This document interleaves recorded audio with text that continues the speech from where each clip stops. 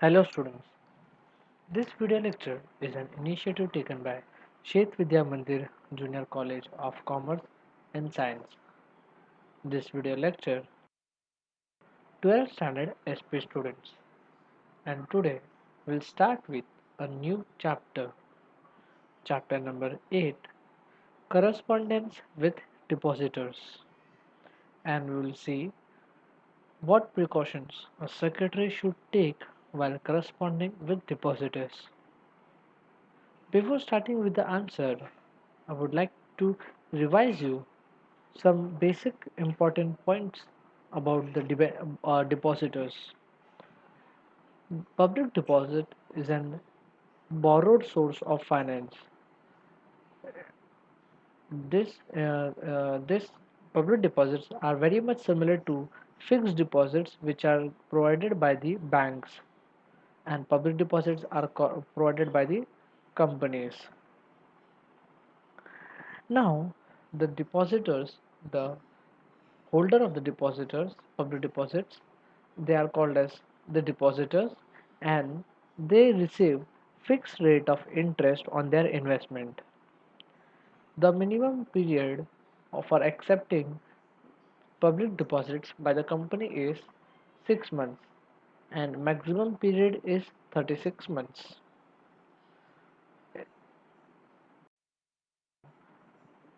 Company secretary has to conduct correspondence with depositors regarding acceptance of deposits, payment of interest on deposits, renewal of deposits, repayment of deposits, and so on.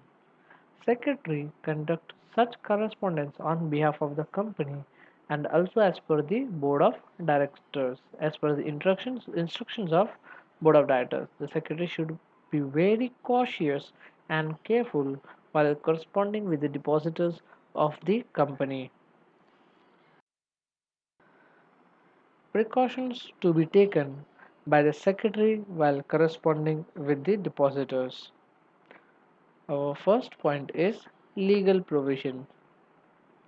The secretary should ensure that provisions relating to invitation to the depositors, acceptance of the deposits, renewal of the deposits, and repayment of the deposits are duly compiled, that is followed with by the company.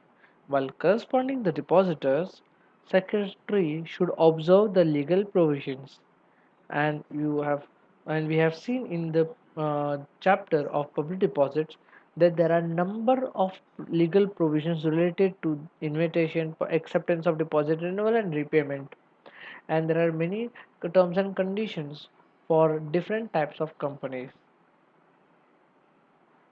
So the company secretary has to make sure that he follows all the legal provisions while corresponding with the depositors. Our second point is courtesy. Polite replies are essential while writing letters to the depositors. Rude and hard words should be strictly avoided.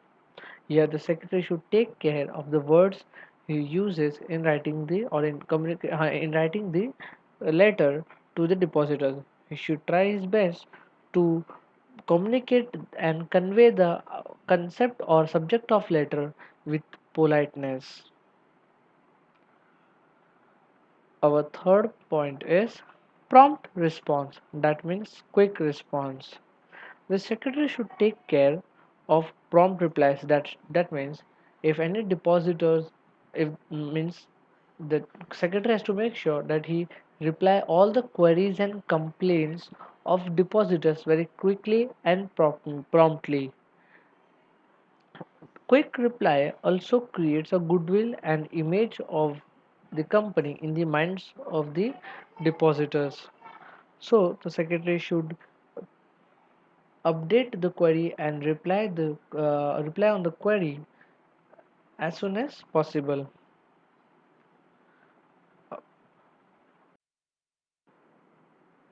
Our fourth point is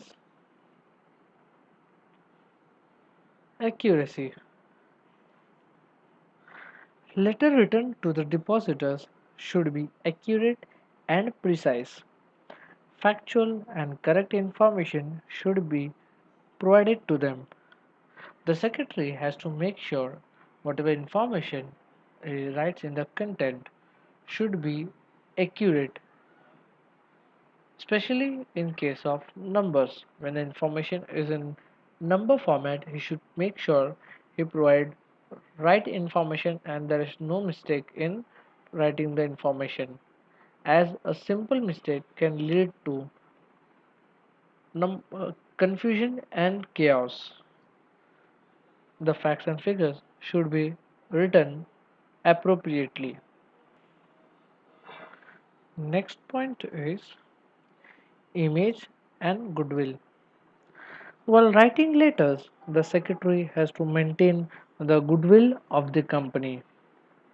Now, secretary can maintain goodwill or he can also enhance the goodwill of the company by writing the letter in a very precise and accurate manner, by providing quick response to the queries and complaints of the depositors, and even he should try to use not he sh- and even he should write the letter in very polite manner. By applying these three features in writing the letter, definitely the image of the goodwill will be maintained and enhanced in the eyes of the depositors. Our next point is you attitude. The letter should be written from depositor's point of view. After taking into consideration the requirements of depositors,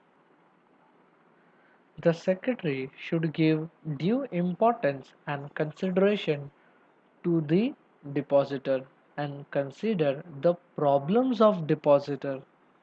The depositor has to be motivated to the act after reading the contents of the letter. Our next point is,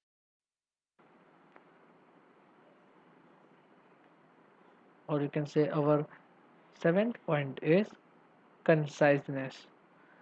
The letter must be concise, that is, short, brief, and to the point. Unnecessary and irrelevant information should be avoided. Students, till now we have seen around 10 letters or 10 circumstances related to the members and debenture holders. And you might have observed that all the letters, all the sample letters and example letters, the content were very brief, short, and point to point. In reading those letters, the content was even explained by the way of tabular information, which gave the concept or the idea of the letter, the purpose of the letter, very easy to understand for the reader. So the secretary has has to maintain conciseness in writing the content or of the letter. Our eighth point is maximum secrecy. It is necessary to maintain secrecy as regards secretarial correspondence with depositors. The secretary must keep secrecy while corresponding with the depositor and not disclose any confidential matter of the company with the depositors. As the secretary is a confidential office or a custodian of many secret information and is closely connected to the top management and can be involved in policy making. So, all such important decisions regarding the business activities are required to be maintained confidential. The secretary guards the secrets of organization and does not disclose it to anyone unless required and authorized to do so. Therefore, secretary is offered referred as confidential officer and he shouldn't provide any information, any confidential information without authorized by the board of directors. Thank you. Now, the secretary has to communicate various decisions of the board of directors to the depositors. The following are the few circumstances where the secretary enters into correspondence with depositors.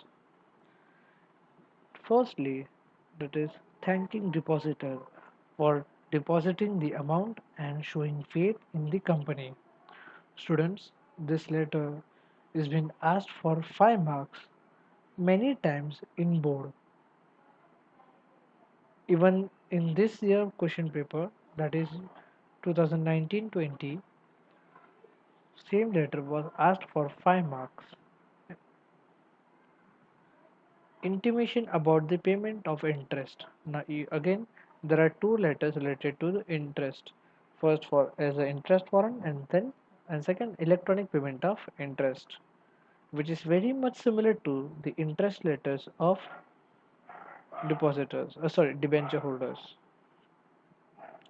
Later informing about the renewal of deposits, that is when the due period comes, that is the date of maturity. Before the date of maturity, the secretary write the letter to the depositor and ask even if they are interested in renewing the deposits. Fourth, informing depositors about repayment of deposit on maturity. In this situation, the secretary writes to the depositors when the maturity dates before the maturity date, about the repayment and about the bank details, etc. Thank you.